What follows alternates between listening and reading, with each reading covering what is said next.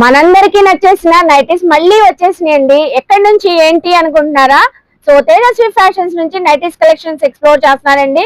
So single nightie అయితే 180, 3 కాంబోగా తీసుకుంటే 450 rupees. So చూస్తున్నారు కదా స్టాక్ ఎంత స్టాక్ వచ్చేసిందో.